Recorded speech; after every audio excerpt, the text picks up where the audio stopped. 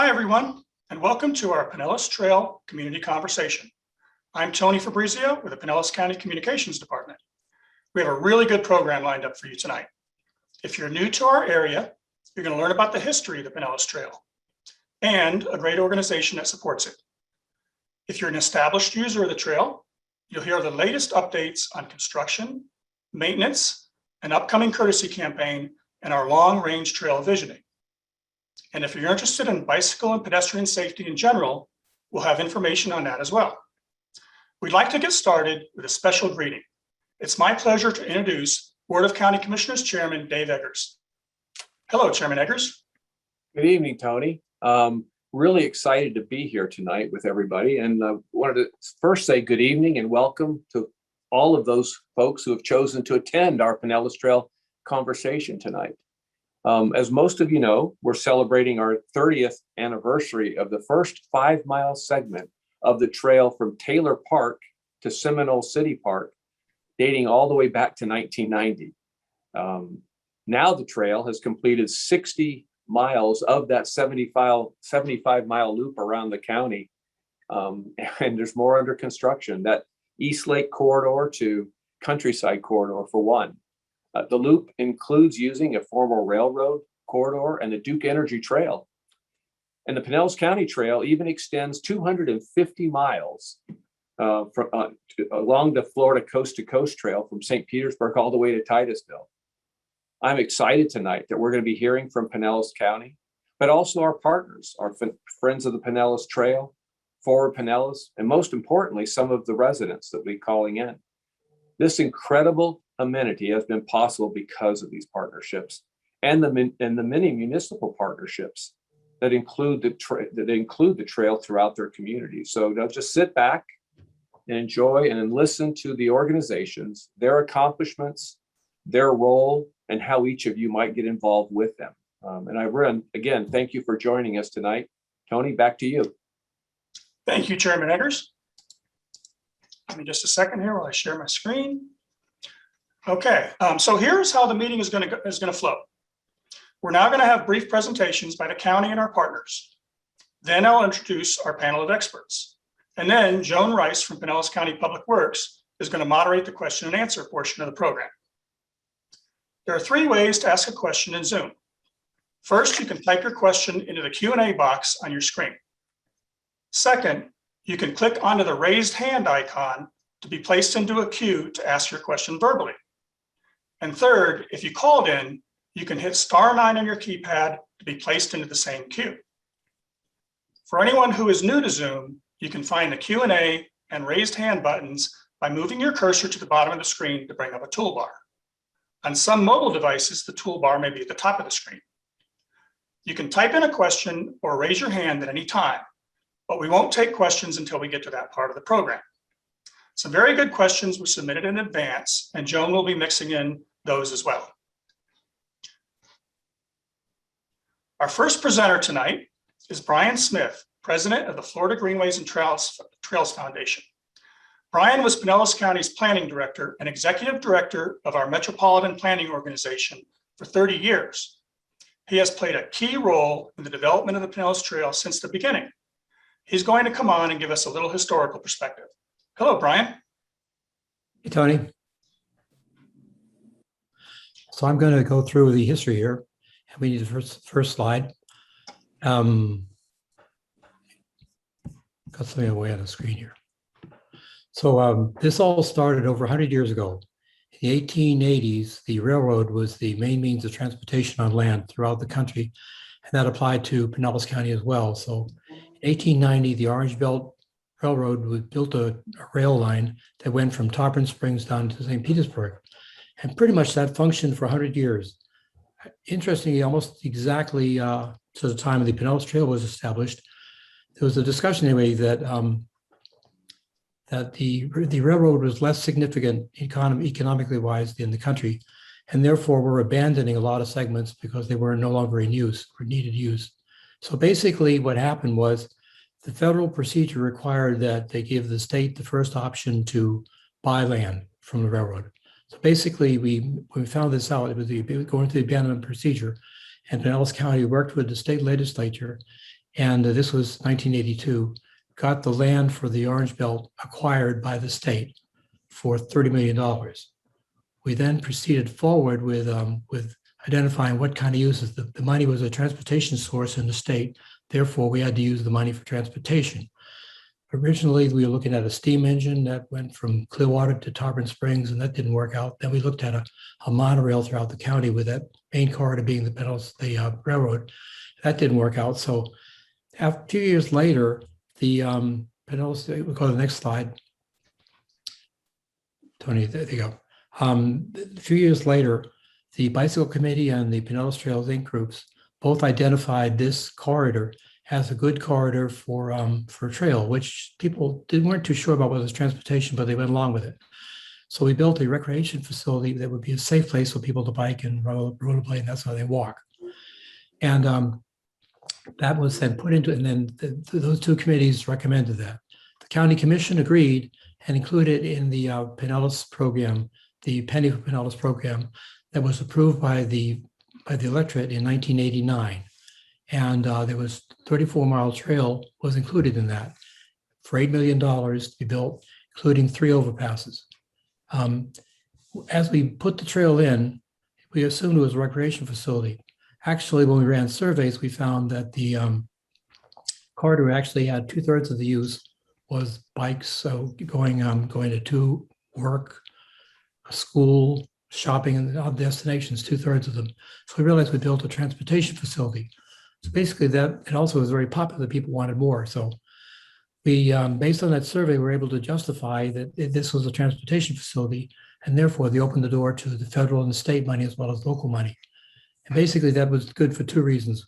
We had still gaps that remained in the existing trail in downtown Clearwater, as an example, in Boca Ciega Bay, places like that. So we needed money to finish off the trail in the middle. And then also we had new corridors emerging. So basically we started looking at other places. The bike committee identified the power line, the Florida power line on the east side of the county for 20 miles would be a good candidate for also a trail. We negotiated, we were successful with negotiating that segment as well.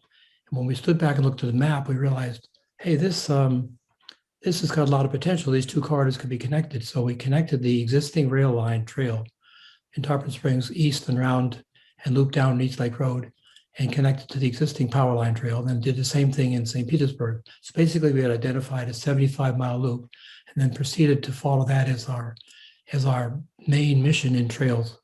And basically what happened was that also established Pinellas County as not only a leader in terms of how you do urban trails, but general trails in general.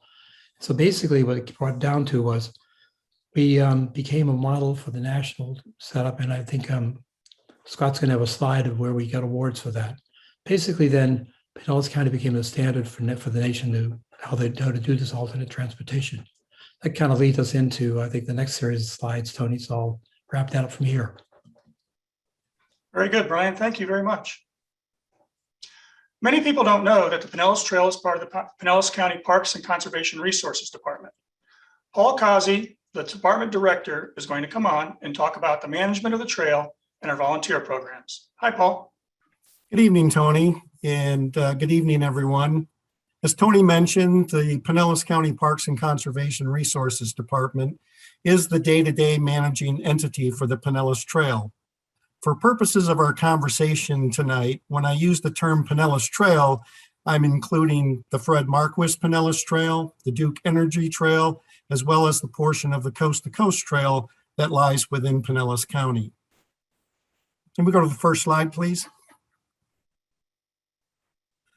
So our responsibilities include the daily patrol of the trail, rules enforcement, volunteer coordination, enhancing the visitor experience, and trail safety, as well as minor maintenance activities. Next slide. So our daily patrol activities, we have 4 park rangers that are permanently assigned to the trail.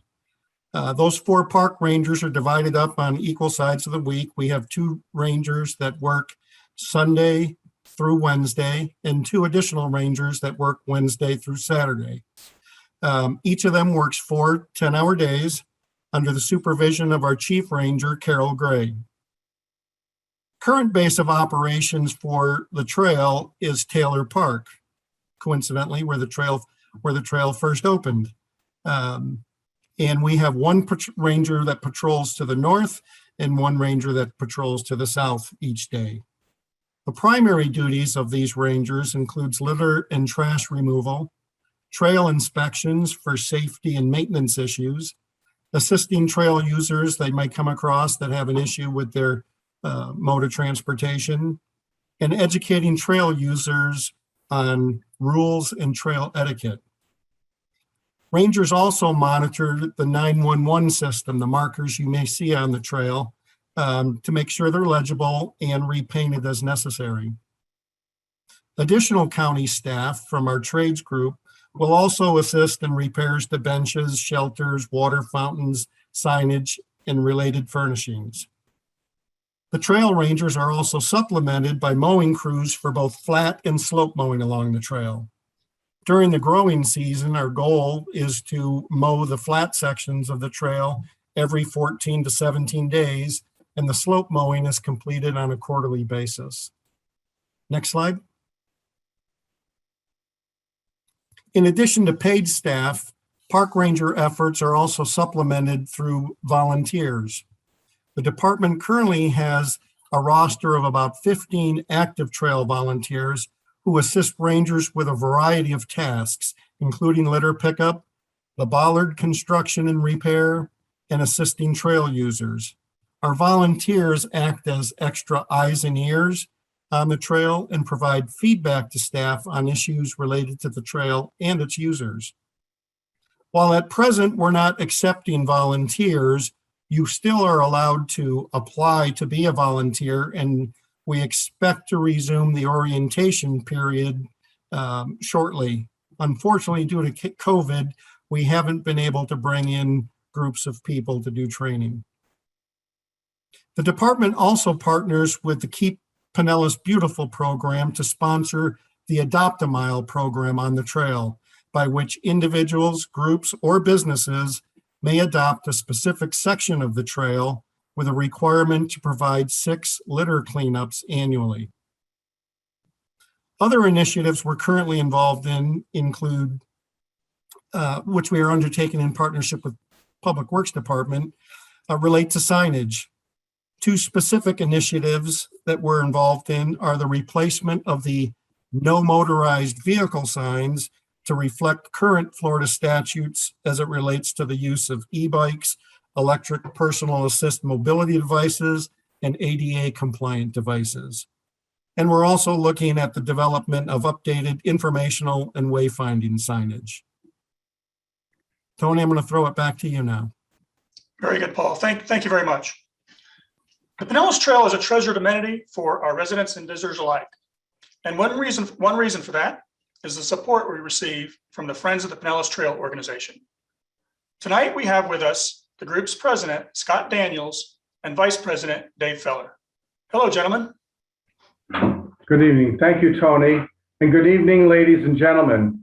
We are welcoming you to our first virtual community conversation about the Pinellas Trail. I'm very proud to share with you the story of our citizens group called the Friends of the Pinellas Trail, because it was back in 1988 that a countywide group of citizens decided that we needed to support the concept of a countywide recreational project.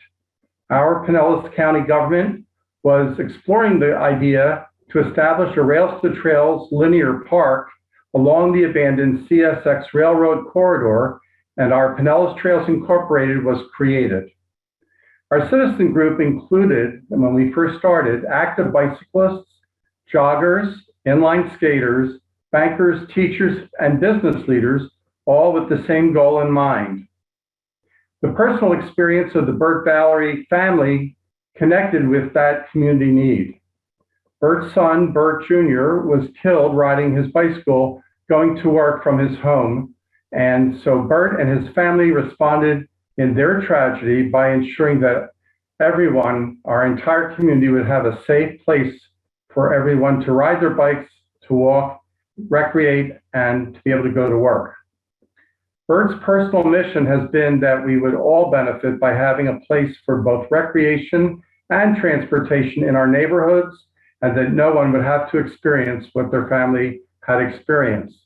So we're very thankful to Bert for his continued leadership and his continued commitment to the success of the Pinellas Trail all these years. As it was mentioned, we just celebrated our 30th anniversary.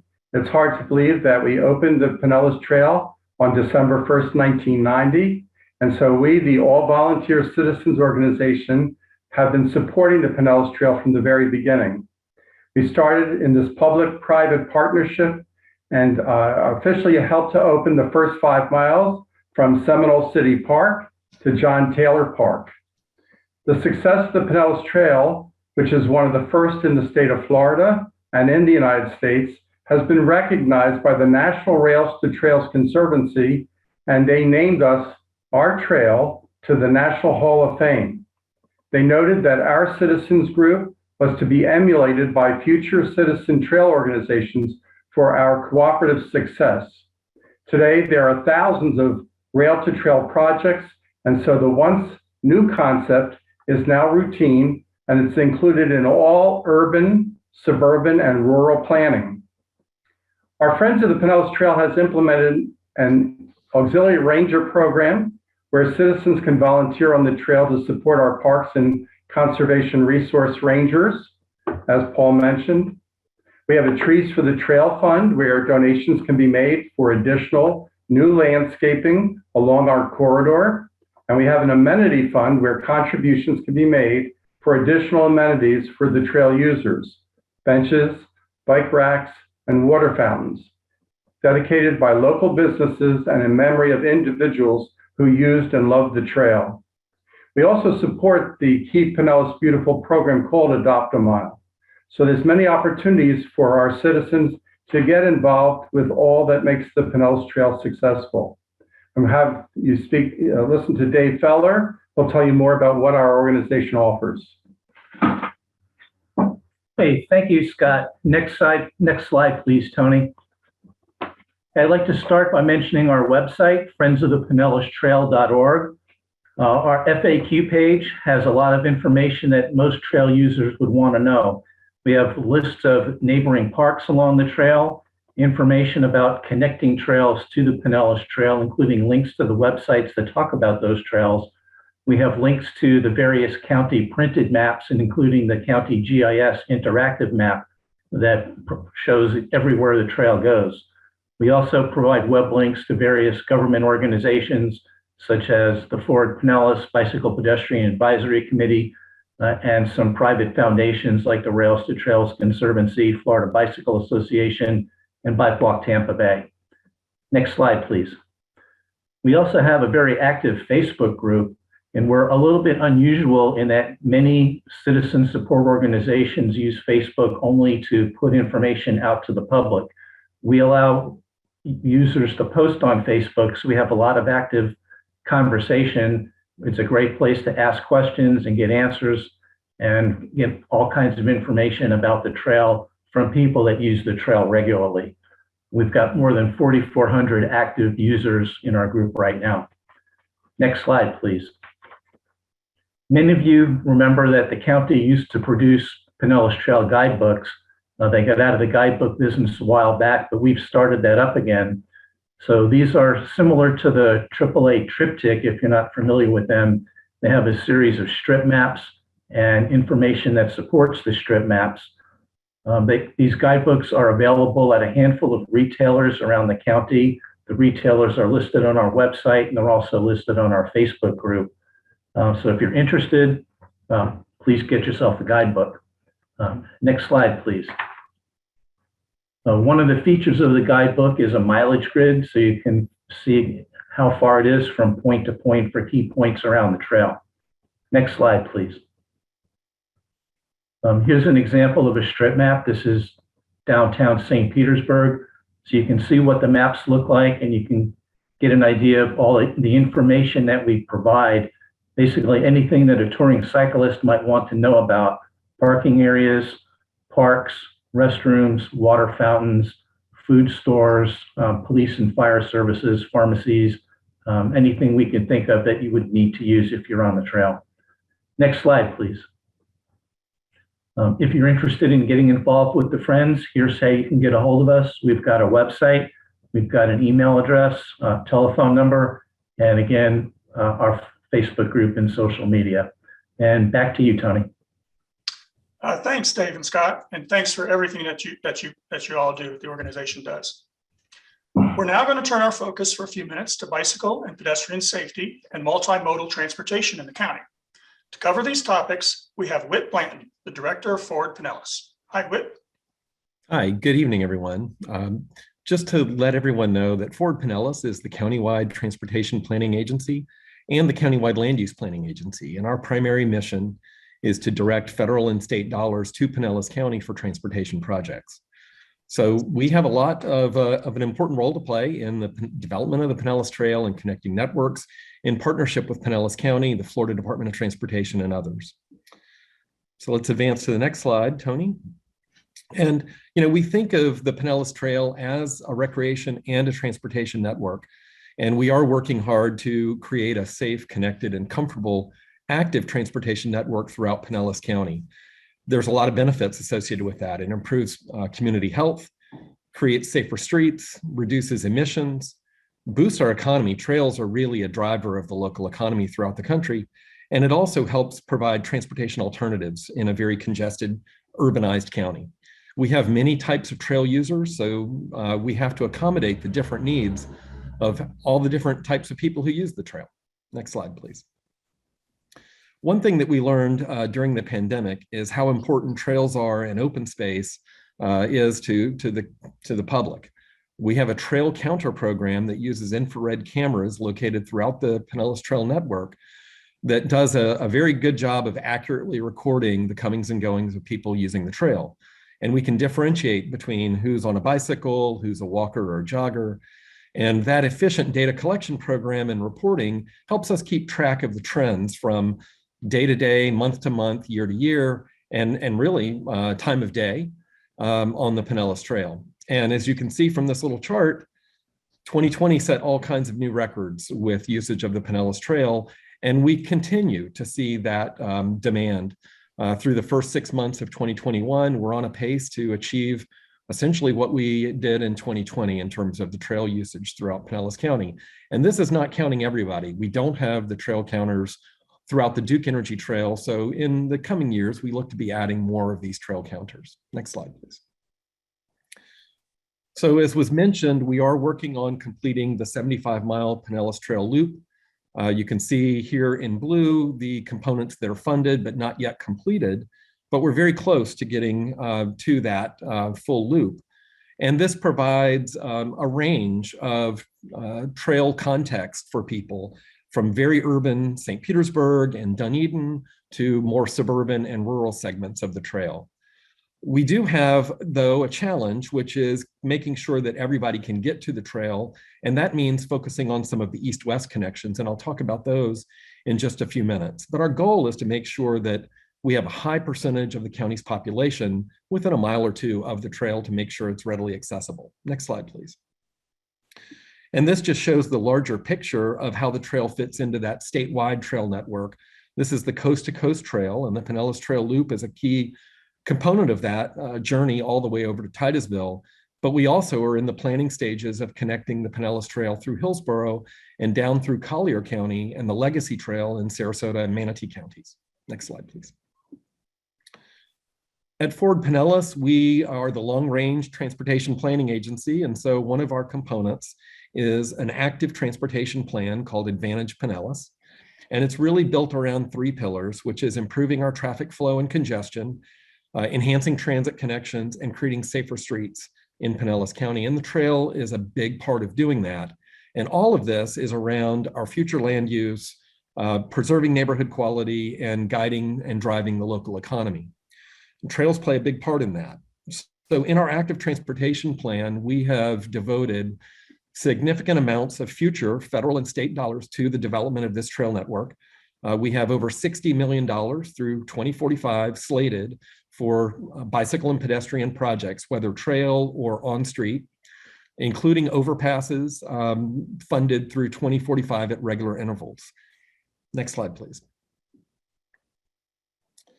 And this is just an illustration of some of the priority projects in that trail, just showing that we also think about geographic equity throughout Pinellas County. So we have priorities for North Pinellas County, Central County, and South Pinellas County. And each of these are developed using criteria for usage, cost, availability, and connectivity. Next slide, please.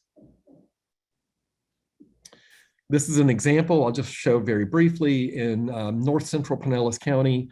One of the challenges we have is along the Sunset Point Road corridor, connecting North Clearwater and South Dunedin over to Safety Harbor, where you would link the Pinellas Trail, the Duke Energy Trail, and even the Bayshore Linear Trail in Safety Harbor.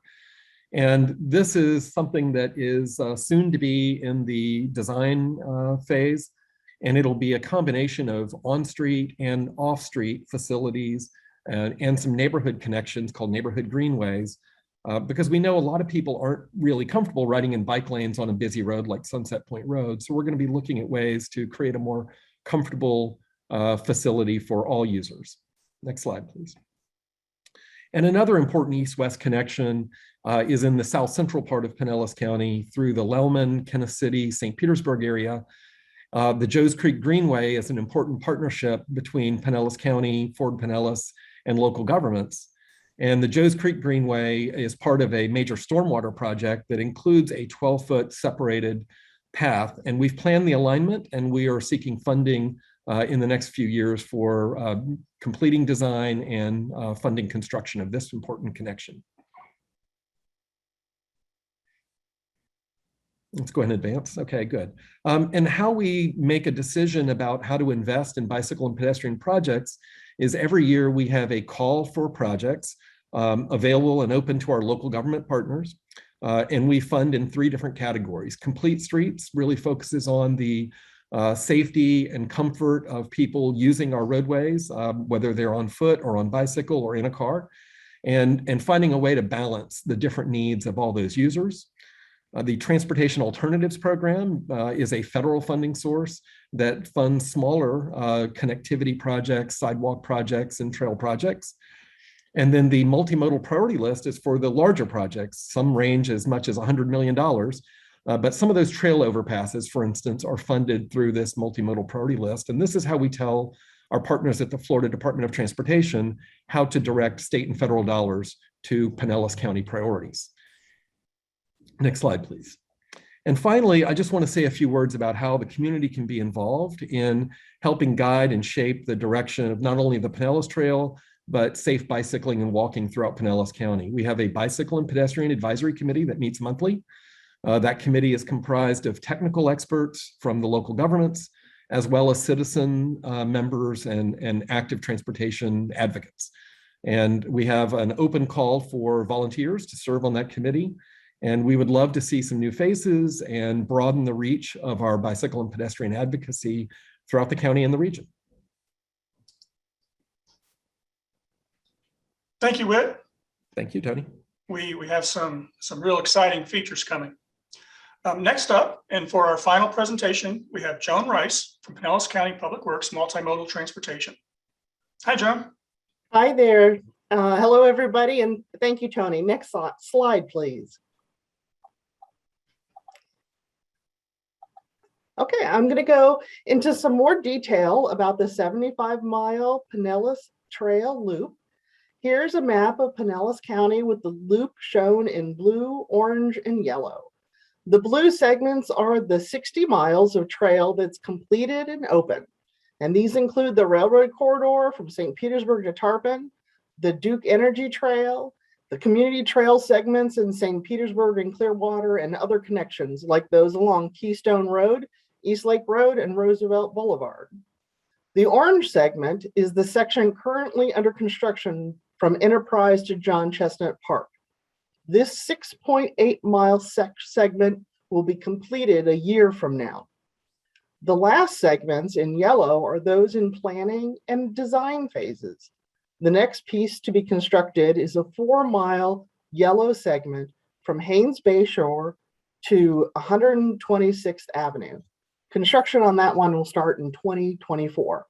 And after that, we have about 4 more miles to finish and the loop will be done all the way around the county. Next slide, please. Next, I'll tell you a little bit about the Pinellas Trail System Trail Visioning document that was just recently completed. The trail visioning objective is to create a visioning document that meets the current and the future needs of the trail stakeholders. This document includes where we came from, where we are now, and a look to what we want for the next 30 years of the Pinellas Trail. We need to document what works and what does not, and to look for connections to other community trails, both local and regional.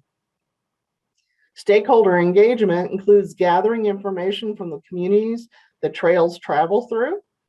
This includes county departments, Ford, Pinellas, Friends of the Pinellas Trail, and a public outreach with 2 public surveys.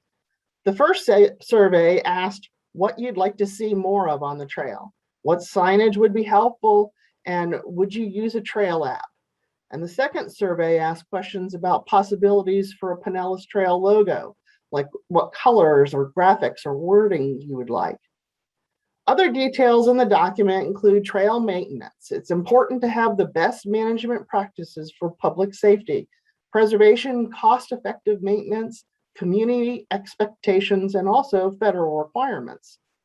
Design standards have changed during the last 30 years of the trail, and criteria has been adjusted to better meet the safety needs of all trail users, as well as provide the best construction standards for long-term resiliency and maintenance of the trail. The public survey showed the need for more signage, including mile markers and maps and wayfinding, and most people said that they would use a trail app on their phone. The top 2 amenities the public would like to see more of are restrooms and hydration stations. Safety touched on lighting and the time of use, the needs for each of the individual communities, the on-trail emergency information, consistency at roadway crossings, and also a single keep right configuration throughout the trail. And final recommendations are to focus on trail user safety and comfort, to incorporate trail planning with community building and development, to connect neighborhoods, create healthier communities, to market trail information and services, and to encourage everyone's participation with the trail. Next slide, please. One of the items that came up during our trail visioning project were issues and concerns that have to do with trail users' lack of courtesy. In collaboration with the parks, Public Works, and Fort Pinellas, we're going to encourage behavior modification with an 8-week trail courtesy campaign in October and November to stress that trails are for everyone. Each week, a new sign will be added at 2-mile increments along the trail. And there will also be information on social media and the trail website. I know the signs here are a little small, so I'm going to read them to you starting on the top right and going clockwise. Be nice, say hi, keep right, pass left. Be alert, look and listen. Standing still, stand aside. Use safe speeds, stop, then cross cautiously. Keep your pets close. Don't trash your trail. And that is the end. So with that, I'm going to hand it on over to Tony. Thank you, everybody. Thank you, Joan. The presenters you just heard from will now be available for questions and answers. Each of you who presented can now turn your cameras back on. Before we start, I'm going to introduce a few additional experts for our panel. For questions about signals and crossings, we have Transportation Division Director, Tom Washburn. Hi, Tom. Hi, Tony. Good evening, everybody. Welcome. Joining Paul from Parks and Conservation Resources, we have Operations Manager Lyle Fowler and Chief Park Ranger Carol Gray. Hi, Lyle and Carol. Good evening. Good evening. And we have St. Petersburg Police Officer Ron Wilson, Chairman of the Pinellas Trail Security Task Force. Officer Wilson will be joining us by audio only. Good evening, sir. Hi, everybody. At this time, I'm going to end my screen share. And I'm going to turn the meeting over to Joan to moderate the question and answer portion of the program. Joan? Thank you, Tony. As Tony mentioned earlier, you can ask questions in Zoom by typing it in the Q&A field or clicking on the raised hand button to be placed in a queue. If you called in by phone, press *9 to be placed in the queue. We're focusing only on questions tonight so we can cover as much ground as possible. So actually, the first question is not really a question, it's a statement, but it's a good one. So I'm going to go ahead and read part of it. I would like the county to establish an informal network of residents whose properties abut the trail and have security cameras for their property to that capture part of the trail to be able to contacted by local and county law enforcement for help regarding any incidents that happen on or involving the trail. Please contact me. We will do that at a later date. Please if you could give us your contact information and we will get back with you. So thank you so much. Going on to the next question. I've noticed south of Dunedin that bollards have been removed, which increase a gap to accommodate golf carts. Is there a reason for this? As I can see it even easier for golf carts to ride along the trail. And Paul, do you mind answering that question for us? Oh, I can take that one for you, Paul. The couple that we're seeing are essentially a test or a pilot. It's related to the change in the methodology for trail users to stay right. So we're trying to transition. We're in a state of transition where the street crossings still divide the trail patrons into pedestrians and cyclists on dedicated lanes. We're trying to move to more of the national standard or convention, which is trail users stay right, except to pass, like you saw in the trail etiquette signs for the courtesy campaign. So those couple intersections are our first attempt, some trial to see how that's going to look.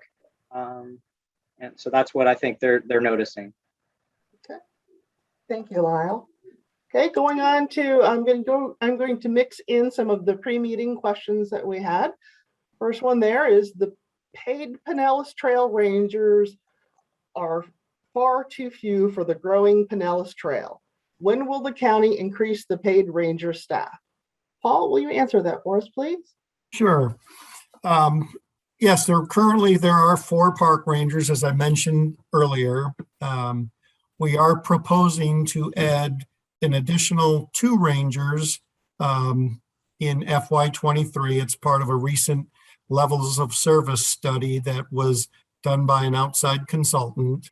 And if we are able to justify the addition of those 2 rangers, the intention is to move a pair of rangers to the north, central, and south parts of the county so that we will be able to more effectively patrol along the trail. And in addition to that, as I've also mentioned earlier, we are going to be restarting our volunteer program so that we will have more eyes and ears on the trail. Thank you, Paul. Next question is, do you have education on the website about how to use the crossings appropriately? I do know we have some education on the website under our Move Safe Pinellas program.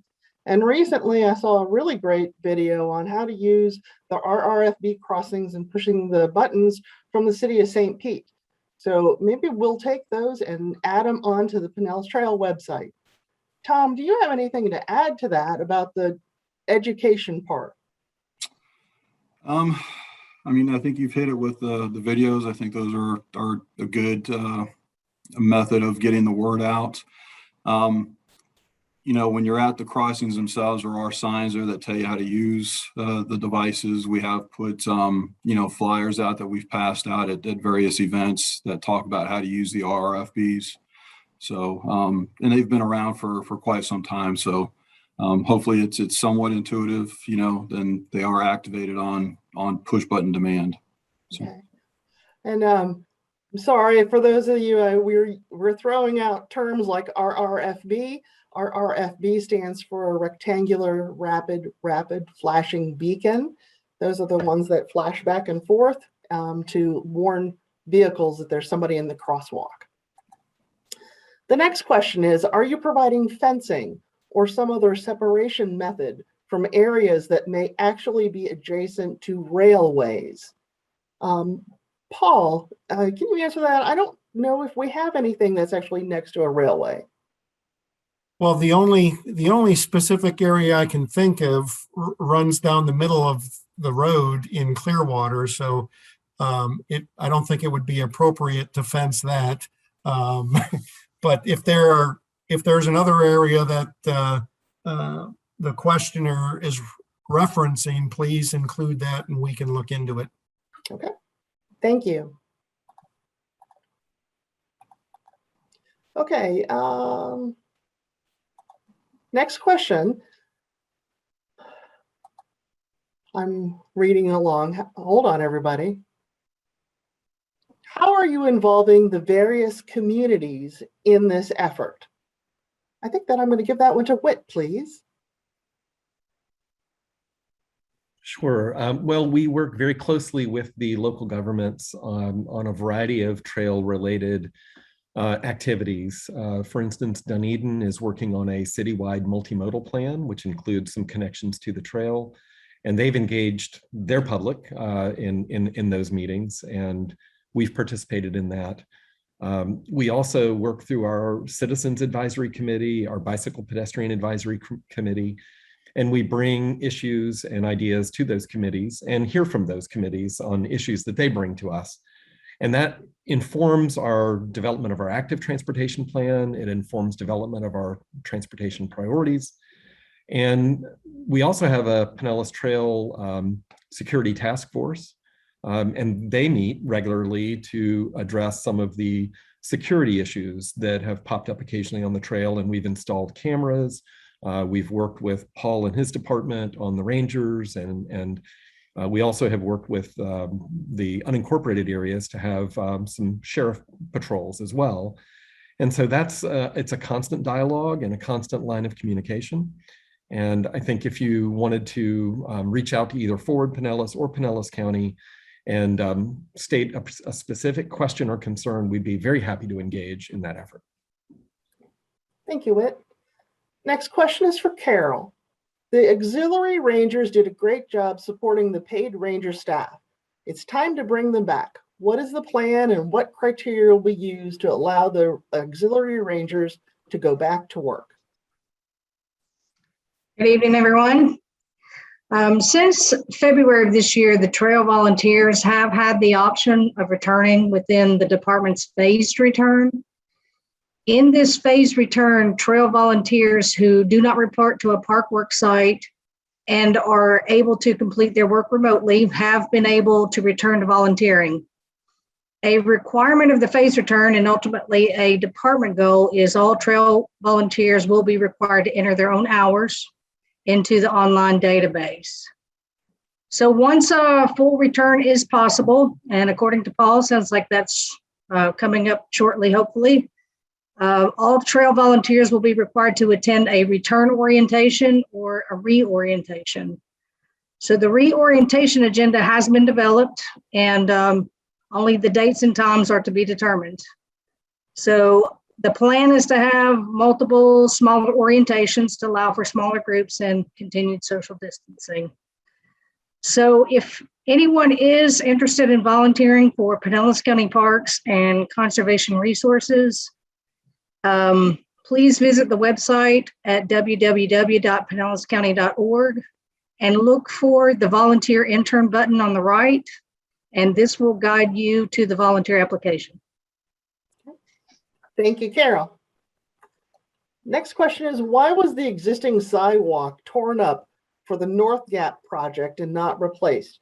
It's been more than a year with little work next to the East Lake Road. It's a major inconvenience for residents, and this includes the sidewalk along Countryside Road. So yes, I am aware of that whole area being under construction. The sidewalk along East Lake Road was intended to be completed near the beginning of the project. Unidentified utilities were found, and it required additional time to rework the design. And unfortunately, the rainy season began before the trail could be constructed, and we had to hold off on that work. The work will begin again this October, and the construction that removed that sidewalk will be replaced quickly. It didn't happen on this project like it should, and we are looking out for that in our future projects. So I apologize for that inconvenience of existing sidewalk being removed. So the next question is, you speak of having comfort for people using the trails and not being on busy roads, but what about the neighborhoods and people in them? Strangers basically walking through their front yard. So with that one, who would like to take that question about strangers in their yard? I can give that one a shot, Joan. Okay, thank you, Lyle. We of course always try and be a good neighbor. I'm not readily aware of the circumstance in this particular instance, but if there's a concern, we can certainly be happy to address it offline. We've got recognized points of ingress egress for the trail, street crossings and intersections and so forth, and some trail heads. So we'd prefer that's where people are safely entering and exiting the trail. So again, without a little more detail, but we do want to be a good neighbor. So if it's an unauthorized access, we may need to coordinate with the local law enforcement agency, coordinate with the homeowner themselves, and perhaps involve some park ranger patrols, but happy to follow up with them after. Okay, thank you. Joan, Yes, sir. would it be appropriate for Officer Ron Wilson to respond to that concept conversation, Okay. if he would, please? Okay. Officer Wilson. These all happen on a case-by-case basis. We'd have to know more details in order to figure out what to do in a specific situation. So, like I said, we need to find out the actual details of the actual problem and where it's at and what we need to do to fix it, whether it's an environmental problem, that we need, to work on maybe some fencing or something like that, or some signage or whatever it needs to be. We'd have to know specifically what the problem is in order to address it. Thank you, sir. Okay, moving on. Thank you for all the wonderful work you've been doing. How will the South Gap Trail connect from Bel Air to Haynes Bayshore? An overpass, street crossing? Well, actually, the crossing from Bel Air to Haynes Bayshore is there already. It does cross underneath the overpass. The Florida Department of Transportation put it in, crosses underneath the overpass, and then follows along the east side of the US 19 frontage all the way down to Haynes Bayshore. So our next construction project picks up at Haynes Bayshore, taking it down towards Ulmerton and 126. Okay, let's see. The next question is for Carol. Does the trail maintenance depend on county staff discovery or Pinellas Trail user complaints? How does the maintenance system work? Okay, thank you for the question. The facility maintenance of the Pinellas Trail is less routine than other county parks, and often the maintenance is performed on an as-needed basis. This is due primarily to the layout of the trail, in that the Pinellas Trail is a linear park. Regional parks can be inspected daily with a much shorter frame. To inspect an assigned section of trail and in one direction takes the trail ranger several hours. So as the trail ranger inspects the trail on their patrol, they address any issues they are able. So that includes litter, trail surface debris, graffiti, overflowing trash cans, broken bollards, etc. During this inspection, typically on the front end of their work week, they assess for any other needed and any other work needed and plan accordingly based on a priority hierarchy. For issues they are unable to address, these are reported to the other work divisions responsible. So concerns reported by citizens are also assessed with inspections by the trail rangers. Likewise, for any maintenance, these concerns generate, the trail ranger either addresses the issues or reports to the responsible work division. Thank you, Carol. Joan, we receive a number of alerts, if you will, maintenance through the county's C-Click Fix application. So that's an outlet that we rely on. And each of the previously mentioned 911 markers on the trail has a number for maintenance concerns, and they can use the geolocate so we'll know exactly where to go. So as Carol said, it's a combination of both. We rely on paid staff, volunteers, and trail patrons to keep us informed. Thank you. What form of crosswalk safety is planned for Countryside Boulevard and State Road 580? Tom, will you answer this question for us, please? Sure, of course. Thanks for the question. Initially, there will be brand new traffic signals at both of those locations where the trail will cross. And then for 580 specifically, we do have long-range plans to consider an overpass at that location. But initially, they will both be full traffic signals. Okay, thank you. I live off of Countryside. When will the eyesore mess where they've started working on the trail and nothing over the past several weeks? This area, this project, the North Gap, will be done by next year. However, the piles of debris and everything that's been off of the Countryside is slowly been cleared away. And as soon as a segment is open, they'll be able to open up that segment of the trail early. So slowly we're getting the eyesore taken away, but thank you for your concern. The next one is, I've read that there have been thefts and assaults on the trail. Is that info available anywhere, as I don't think police department provides that info? Can anyone provide info on areas of the trail that are more prone to crimes?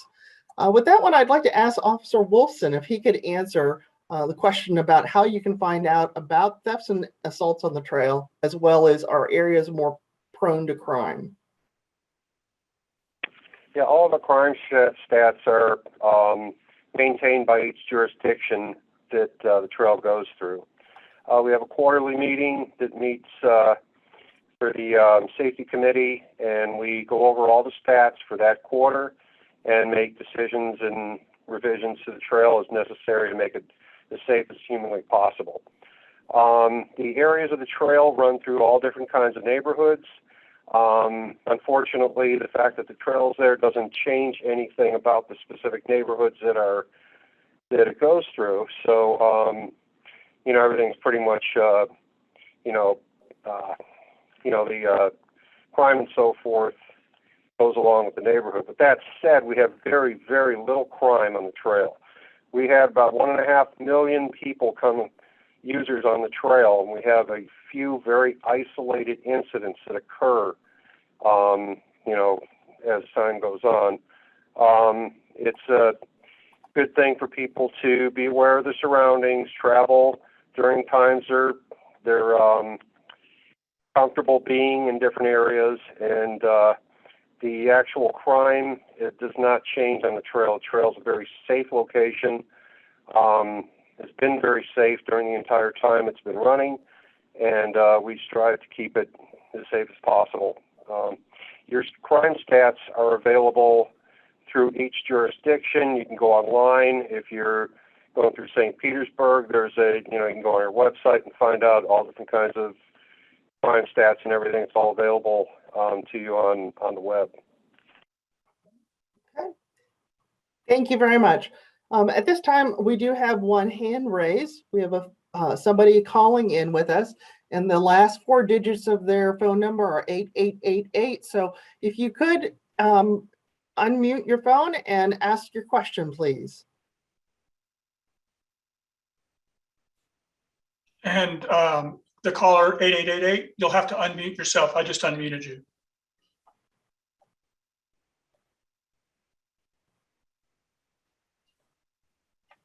Can you hear me? Yes, we can. My question is about the crossing of the trail where it passes the countryside area and ends or seems to end at Tampa Road, right just at Boot Ranch. What will happen after that, at that intersection? Is there going to be just a light there, or how's that going to connect all the way up to John Chestnut and Okay. East Lake? Great, thank you very And much. I also have another question as well. So I might as well just go ahead and say it, and then I'll mute myself. But it has to do with parking access for people who want to get onto the trail. I haven't really noticed any place for vehicles to park. So we have it coming right through our neighborhood here. And I'm just a little concerned that people will start parking in our condominium complex to get on that trail if they can see it right there. And I just wanted you to address parking for people that maybe don't live right on the trail or don't find it convenient to ride or walk to it. The Upper Tampa Bay Trail does provide some parking along their trail over in Hillsborough County. So could you please address that? Thank you. Thank you. Yes, for that first part of your question, I'm going to ask Tom Washburn if he could tell us a little bit about the crossing at Tampa Road. Sure. Thanks, Joan. So the crossing at Tampa Road, the trail will go along the west side of East Lake Road. So at Tampa Road, you've got a signal along the west side. So the crossing will take place at grade across Tampa Road using the signals that are already there. Once you get north of Tampa Road, there will be a bridge that goes across the canal. And then from there, the trail will extend along the west side of East Lake Road all the way up to John Chestnut Park and connect with the remainder of the trail system. Thank you. And then the question about the parking, Paul, could you answer that and maybe mention the Pinellas Trail brochure that's got the parking on the map? Sure. As you just mentioned, Joan, there's parking areas throughout the length of the Pinellas Trail. And of course, we have several county parks where people can park to access the trail. In the caller's case, of course, John Chestnut Park is just up East Lake Road. We would expect a lot of people would be using that location to access the trail, to hit that segment. Okay, thank you. And then also there's the library that's over there and Countryside Mall.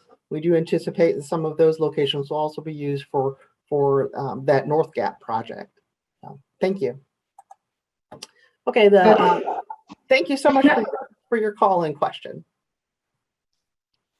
Okay, the next one is, what are the pros and cons of installing recycle containers along the trail? There used to be one near Taylor Park and it's been removed. Carol, can you answer that question?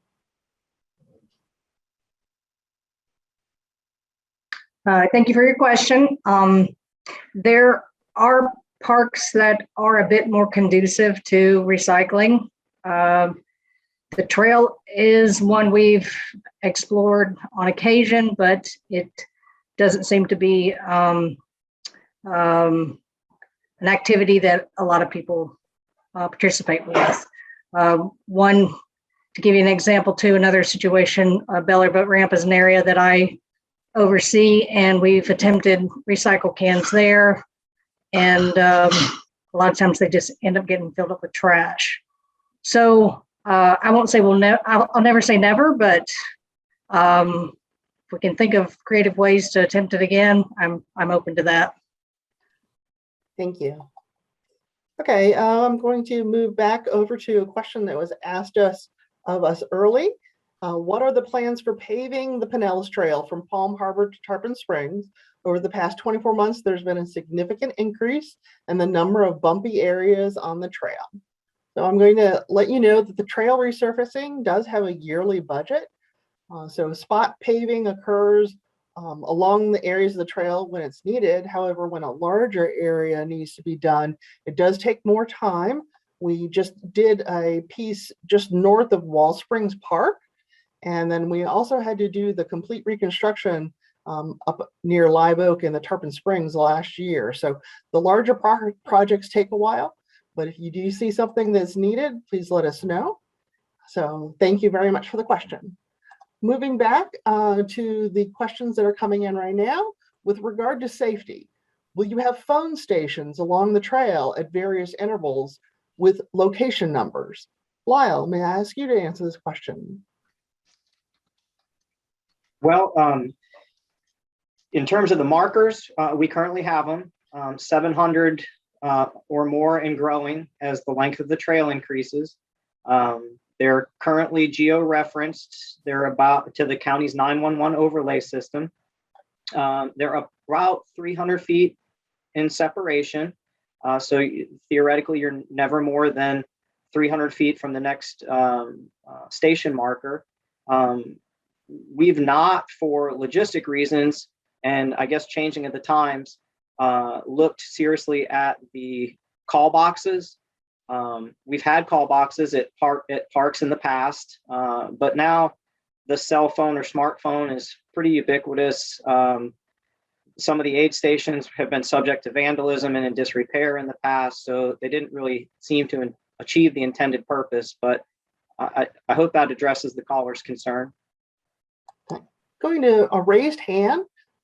I see your face. If you could unmute and ask your question, please. Okay, thank you. Can you hear me? Yes, I can. All right. Hey, have you thought about integrating the Pinellas Trail with apps like All Trails and that, so that a rider, if they wanted to, could open up the Pinellas Trail and then follow it via his bike? I've used the trail extensively, and especially when you get around down 16th, when you get around down on the south side, like going to Gulfport or something like that, that the trail gets a little fuzzy on the signage. So I was wondering that if you ever considered maybe integrating it with All Trails, where a person could kind of log in where they want to start, when they want to stop, and then All Trails just kind of picks up the route. Okay. Yes. Yes. Sorry, Paul just got up and stood up, and I was going to give you this question. Paul, will you be able to answer his question? I'm sorry, my lights turned off on themselves. But thank you for the question. Actually, that is one of the things that we're looking at with new wayfinding signage, is the ability to incorporate different Wi-Fi technology and GPS and those types of things. So certainly that is something that is going to be included in the capabilities of whatever new wayfinding signage that is developed. Thank you for your question. Thank you. Thank you. The next question, and I'm sorry, Mr. Kyle, if we didn't, noticed that your hand went back down, and I apologize that we couldn't get to your question. The next one is, Pinellas County tweeted in April that the segment from Northside to Enterprise was anticipated to be open by the end of the summer. When will that segment be open? I believe, I don't know exactly what the tweet said, but it would take much longer than by the end of the summer for it to be completed. So let me look into that and find out exactly when that segment will be completed. So sorry about not knowing the answer to that one. Thank you for the contact information for the very beginning question that we had. And then the next question is, what is the policy regarding motorized vehicles, specifically e-bikes on weekends? It seems like there's as many e-bikes as regular bikes. Lyle, can I ask you to answer that question, please? Sure, I can attempt an answer. Might involve some other subject matter experts, but the short answer for Parks and Conservation Resources is that we currently observe Florida Statute 316's definition of a bicycle. And in that, electric bicycles are afforded the same access as are conventional bicycles. Also tied to that, and not in the caller's question specifically, but our micromobility devices, which are rapidly coming on the scene. So that's the short answer. We recognize them the same as Florida state statute as bicycles. There are some technical differences, and it gets into class 1, 2, and 3 of the e-bikes, but and we of course ask that all of them, regardless of what class e-bike they are or micromobility, the trail has a posted speed limit of 20 miles an hour. And I think someone of the panelists pointed out earlier that sometimes that's the speed limit, but the conditions might not warrant the 20 miles an hour if you're in a congested area. If it's a popular time in the morning or the evening, 20 miles an hour might not be appropriate in certain circumstances. So we're definitely reliant on users and their responsible use of their chosen, device. Thank you, Lyle. If you go down a few more questions, someone else added on there, what are the rules for the e-bikes on the trail? And the Sure. rules would be just bicycle rules?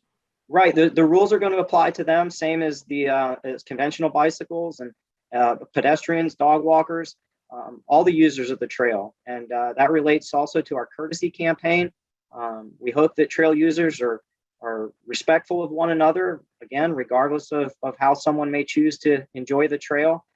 As Whit pointed out earlier, or Brian, the trail is not only used for recreational purposes. So you have some people who are more focused on going from point A to point B or running their errand. They're not necessarily out for a recreational endeavor. Some folks might be out as daisy pickers and just enjoying, the beautiful weather. So we hope that everyone's respectful, stays safe, and remains courteous. Thank you. And Whit, will you share with us what you posted? Yes, in response to one of the comments, I posted that we produced a knowledge exchange series report on micromobility. That's a new term in the transportation industry that essentially deals with the sort of short trips made by electric scooter, electric bike, and similar types of devices. St. Petersburg has a pretty extensive micromobility program where they have rentals of these kinds of devices.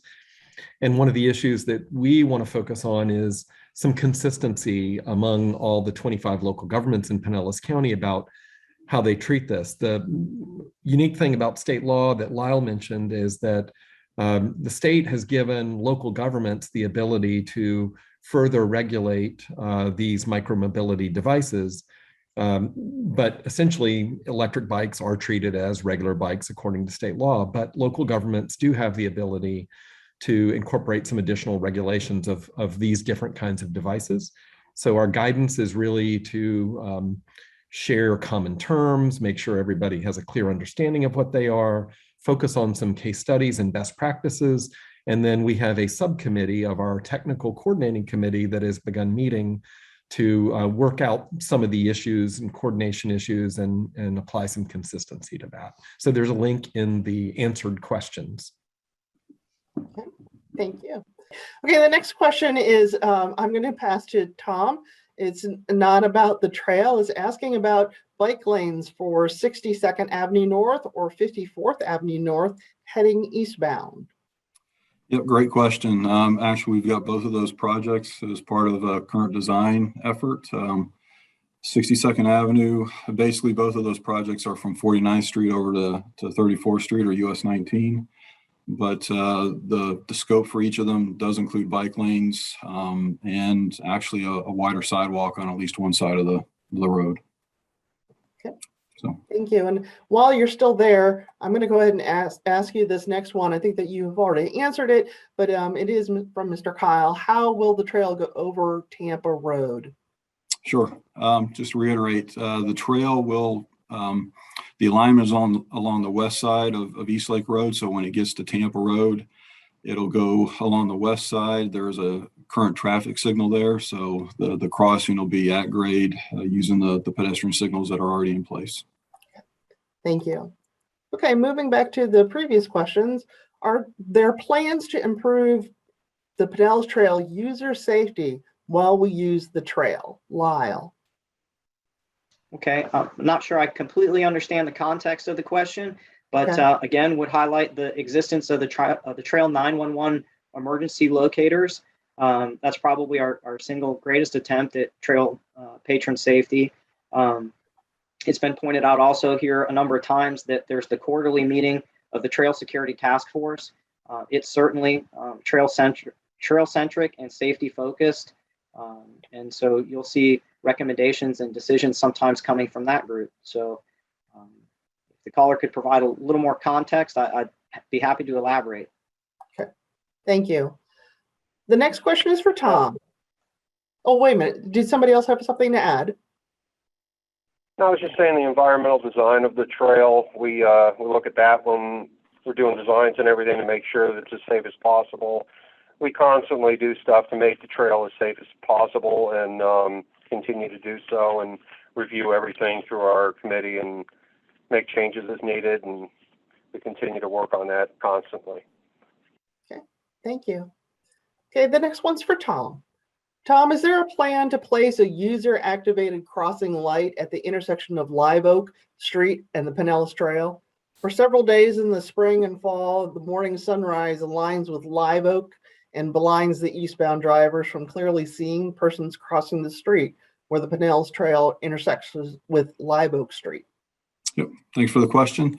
This was one of our advanced questions, so I did have an opportunity to do some research on this.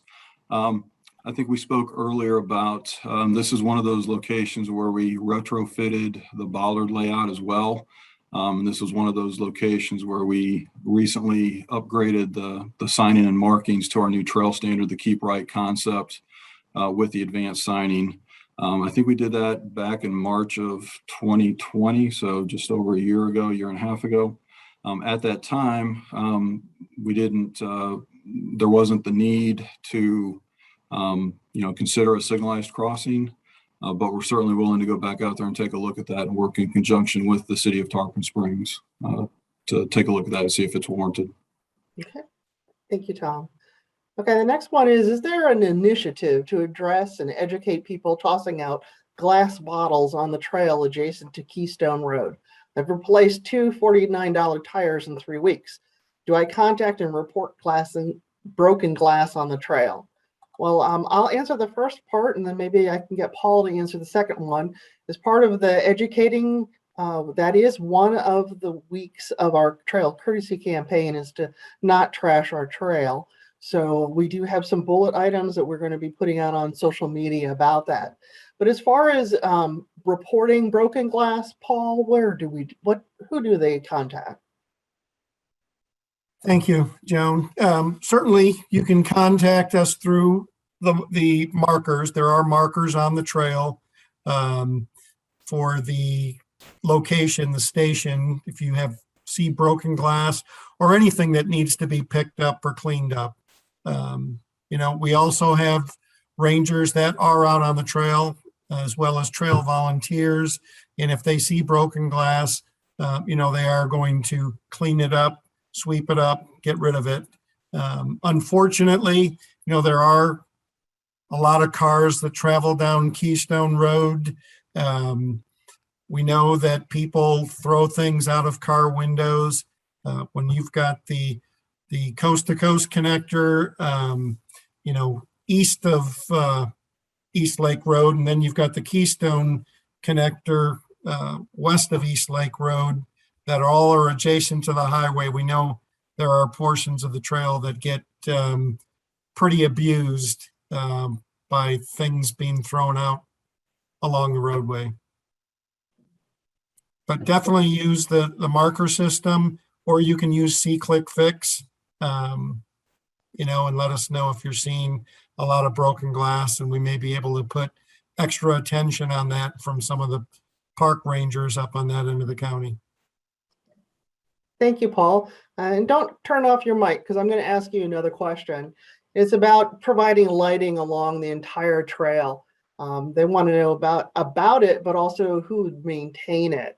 So, Paul, could you tell about lighting on the trail and maybe the time of use? Sure. Lighting is one of those issues that comes up at various times over the history of the trail. When the when the trail was first put in, one of the promises made to a lot of the residential areas was that the trail would never be open at night. Due to the issue, which I can certainly understand, through some areas of the county, it basically runs through people's backyards. And for security purposes, safety, that's why we don't have any real big initiatives to light the trail. Now, certain segments of the trail, which are more conducive to it, downtown Dunedin being a perfect example, sections of St. Petersburg near Central, they do have lighting. Those communities take responsibility for the safety and security of those portions of the trail at night. But as far as lighting the trail and making it a 24/7 operation, I'm not aware of any plans to do so. Thank you, Paul. We're getting lots of nice comments. Thank you for the work that's being done on the trail. Some other statements are like that they'd like to see some more visible law enforcement patrols on the trail. And law enforcement does have to do with each community that the trail goes through. So we can pass that on to them. And somebody asked about, is there an effort to make it safe and easy to bike to the trail from various neighborhoods, either from urban neighborhoods or suburban neighborhoods? And I think I'd like to ask Whit if he could tell us a little bit about how we can make biking safer to the trail. Great question, and I really appreciate that. I mentioned earlier in my remarks that we are looking at specifically east-west connections, and they may not all be trails, but a recent example of one that was completed that I think is a good, cost-effective solution was the Druid Road Trail. That is essentially a wide side path, but it's very clearly marked as a trail. And that provides a nice east-west connection south of Gulf to Bay.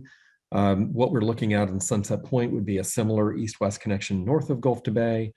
But a lot of this really would be providing wayfinding and connectivity through signage, pavement markings, maps of what are some good neighborhood connections that people can use local streets that are typically low speed, under 20 miles an hour, that don't have very heavy traffic volumes. And there's really not much to do there other than maybe some marking and signage that would route people through those areas to provide connectivity from residential areas into the trail segments. St. Petersburg has a pretty extensive plan for that in that city. I think there's some work we can do in other parts of the county to develop that network. And that's part of our active transportation plan.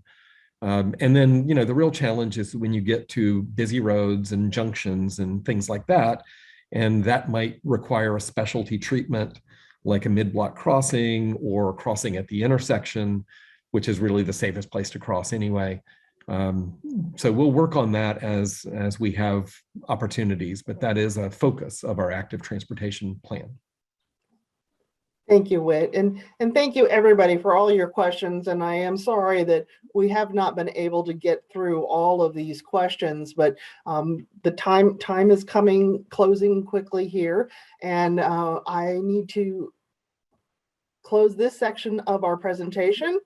And I'm going to pass it on to Scott for some final words. So Scott, take it away. Thank you, Joan. At this point, I'd like to say special thank yous. Special thank yous for leadership these 32 years for the Citizens Organization. Thank you to Chairman Dave Eggers and to the entire Board of County Commissioners. Thank you to the municipal, city, and town governments adjacent to the trail, and even some of the towns and cities not adjacent to the trail who have supported the Pinellas Trail project, attended the Safety Security Task Force, the bicycle pedestrian meetings. We have people very committed to the Pinellas Trail throughout Pinellas County. I want to take special notice that we can all thank all the government workers for both the county and the municipalities who work to make the Pinellas Trail the special place it is. I'd like to thank officers and the volunteers for the organization, both present and in the past. I want to thank also our trail users who are complying, who are doing the caring about the trail because they enjoy it and they want to be on the trail. Also to our visitors who come to Pinellas County to visit our world famous beaches, but also our world famous Pinellas Trail. And I want to thank people who come here for a lot of other reasons. And we get many testimonials and support for the efforts that have happened over these past 30 years. So those of you that have used the trail and like the trail, we thank you. Make sure that you commit yourself to following the rules and letting us know through all the things discussed today, this evening. Certainly it's been a learning experience, learning lesson for all of us. You can see to get involved with the Friends of the Pinellas Trail. There are various opportunities that Dave Feller had already mentioned, and we want to thank you. Stay in touch with us. I can assure you that your friends group and your government care very much about what happens with the Pinellas Trail, with your neighborhoods, with our community, and for the future of a better Pinellas County. Thank you and good night. Thank you, Scott. And with that, I'll thank all of our panelists tonight for the great information and Joan for moderating the Q&A. We hope that you found this community conversation informative and that we'll see you out on the trail. Good night, everyone.